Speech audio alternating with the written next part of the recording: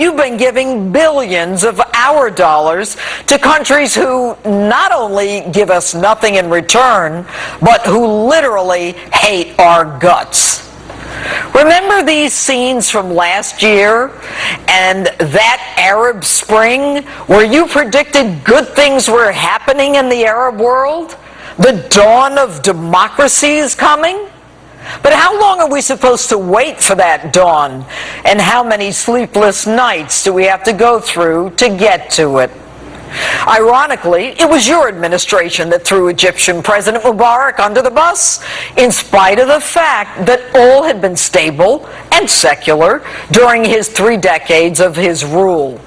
And then you praise the speedy so-called democratic election of President Morsi of the Muslim Brotherhood, who then proceeded to suspend the Constitution, institute Sharia law, and tolerate, if not approve, of the victimization of Christians. And then, when the Egyptian people had had enough, you still support the other guy right to the very end. Your deputy press secretary says that this interim secular government should refrain from violence and resolve differences peacefully with the fanatical Muslim Brotherhood.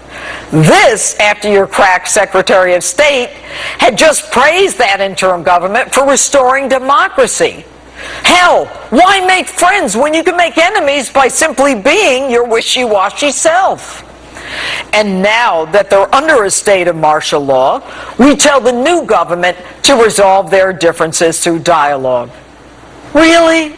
How would you like it if when the city of Boston was on lockdown and under a state of martial law, the Egyptians called on us to resolve our differences with the Boston bombers peaceably?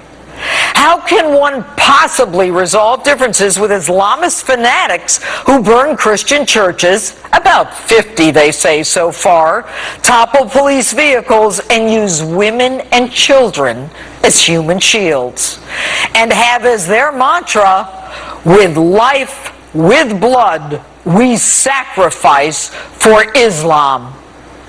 Mr. President, now it looks like you're supporting fanatical Muslims.